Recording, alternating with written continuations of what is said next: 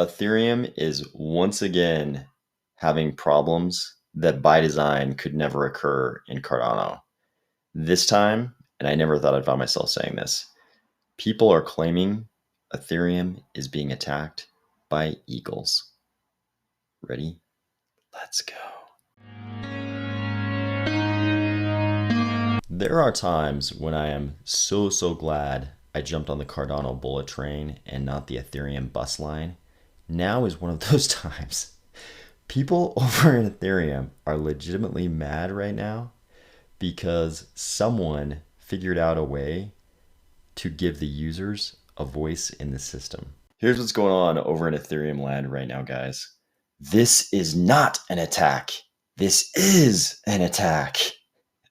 The same user says, we will likely see more attacks like this by miners as we get closer to the switch from their proof if work consensus to proof of stake. Won't be their last attempt as incentives diverge to finality. Hilariously, the things she feels like are attacking her cherished Ethereum blockchain are called EGLs, EGL tokens, EGL. The letters E, G, and L are also the initials for Ethereum gas limit. And it turns out that these EGL tokens are actually a reaction to a problem built into EIP 1559 that we discussed on this channel prior to the London hard fork. This is a pretty good Medium article written by the people behind the EGL project, and it explains exactly what their motivation was. So they talk about this problem that everybody saw coming in EIP 1559. The whole purpose of EIP 1559 was to make estimating gas fees easier. The article points out that prior to EIP 1559, a lot of people in Ethereum were overestimating, in some cases by as much as 5x, how much gas would be required to pay the transaction fees for Ethereum transactions. And given all the problems Ethereum has had with transaction fees spiking all the times to unbelievable levels, it's pretty reasonable. I think I understand people who would rather just overpay rather than see their transaction fail and their transaction fee get gobbled up anyways.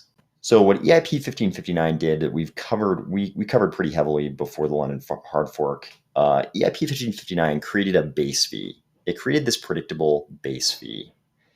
And the idea was that you would just pay this base fee in times that aren't these super congested times where the transaction fees spike.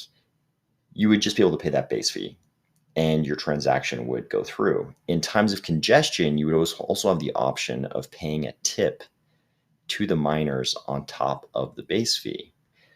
Of course, this creates a perverse incentive for the miners if you understand how the block size actually works in Ethereum. It turns out that the miners, kind of in coordination with the core developers, are the ones who control the Ethereum gas limit, which determines the block size. So in Ethereum, anytime a miner mines a block, they have the option to increase or decrease the block gas limit by 0.1%. Given all that, you can already guess the thing that was obvious even prior to the London hard fork. Miners are going to pick the transactions that have a tip included.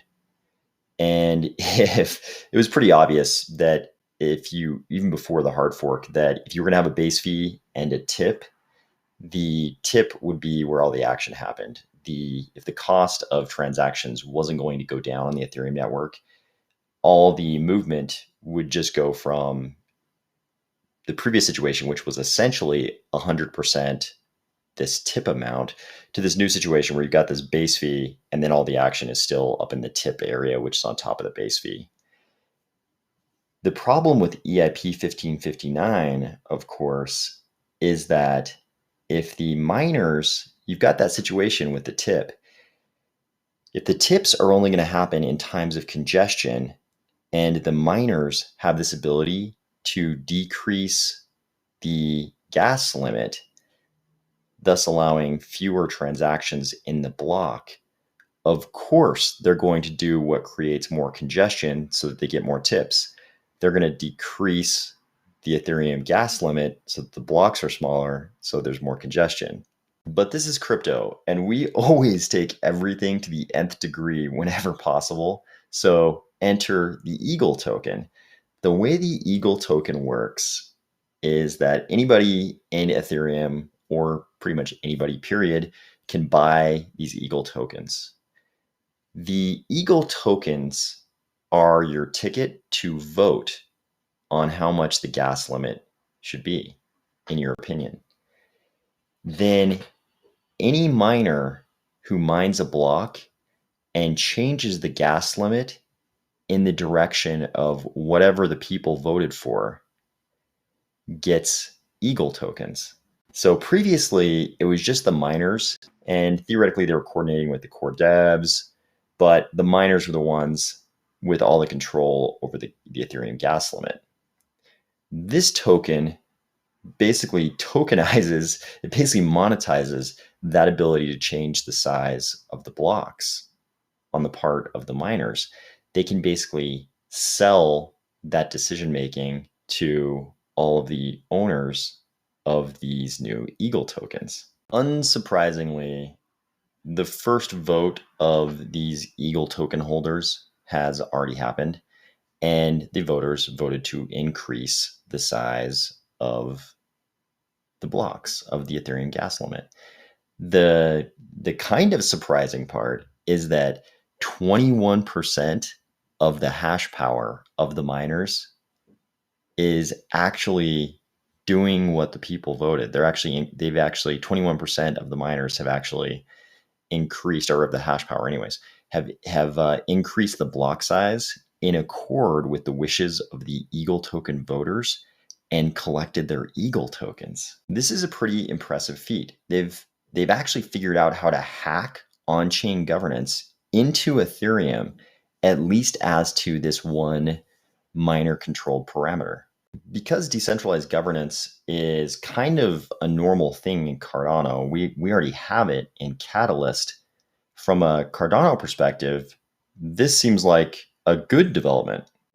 It even looks like some people in Ethereum would agree with us. This poster says, "We may witness a big shift in power from the core development team to the open market. What's happening is very good for Ethereum in the long run." Another poster says, "EGL is certainly the lesser evil than Geth team just telling and demanding of everyone else what gas limit should be. If anything, it puts all core devs, EGL signals on equal footing." So also a part of this EGL project, because the miners were basically adjusting the block size in coordination with the core devs. Part of the EGL project gives the core devs also a vote, and they call those signals in this EGL project. But one of the complaints in Ethereum has always been that there are several teams among the core devs of Ethereum, and the complaint has always been that certain teams basically got to dictate everything, and other teams had a much smaller voice in the direction. So this Twitter user is obviously looking forward to each of those core development teams having an equal number of votes under this EGL infrastructure. For those of us thinking any of these types of sordid thoughts, other members of the Ethereum community are here to tell us that we are dead wrong. In fact, EGL is not governance. It is a highly toxic attack on Ethereum. Too long didn't read. Gas limit used to be voted on by miners in coordination with core devs.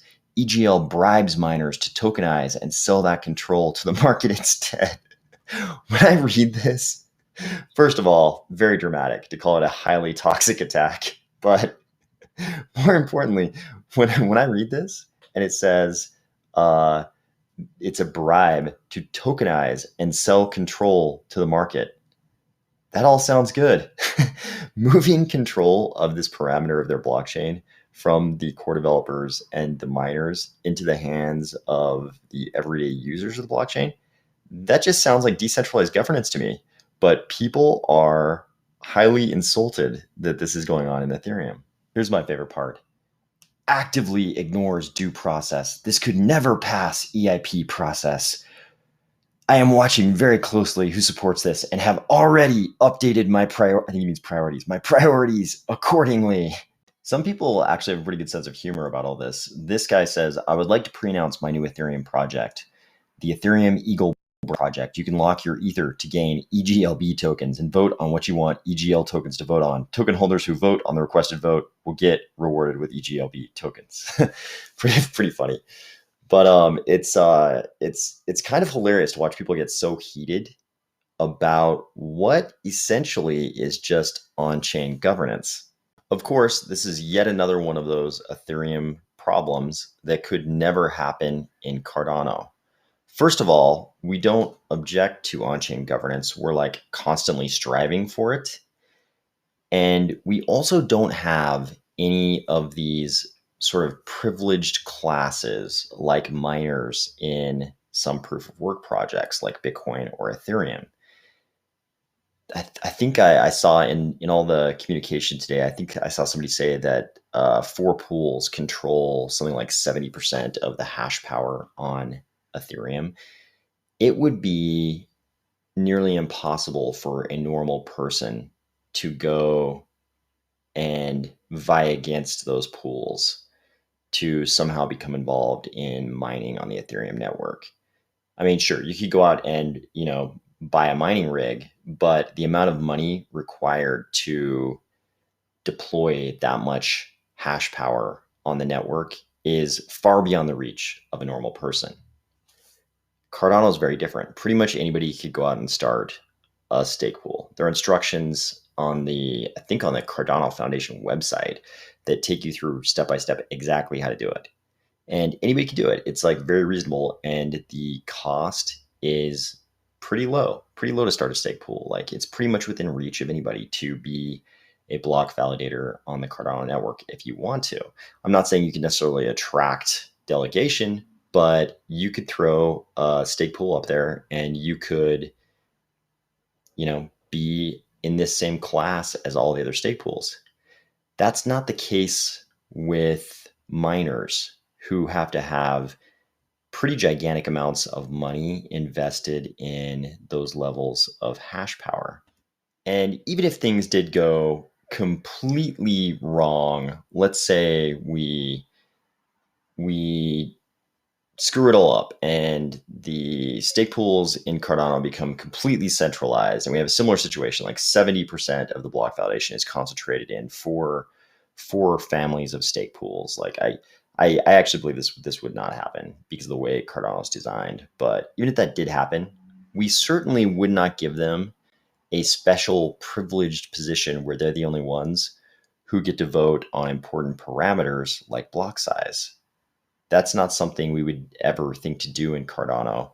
And actually what we would do is exactly what's happening in Ethereum. We would determine things like that through on-chain governance. And that is in fact the plan. The whole ecosystem one day is going to be governed by on-chain governance. Here's another awesomely dramatic way of describing this. This guy says, Ethereum under governance attack. A selfish group of miners have created EGL tokens that seek to artificially control the gas limit against network's design. Over 20% of the hash power has signed up for this already.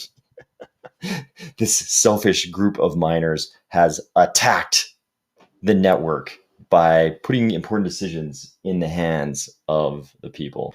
I do think some of these very dramatic Ethereum posters are right about one thing, though. Like here, this sentiment, yes, they have increasingly little to lose from alienating the community and developers this close to proof of stake merge. I think this is correct. One of the things that has always been pretty obvious is that miners would not like the idea of Ethereum changing from proof of work to proof of stake. And they are probably going to do things that the rest of their community might not like as they get closer and closer to the time when their livelihood basically gets turned off. I know I'm constantly saying this, but once again, I am super glad to be on the Cardano side of the fence and not a part of all of this stuff going on in the Ethereum ecosystem. But it is going to be really fun to watch it all go down in between now and whenever they finally get to proof of stake. Talk to you tomorrow.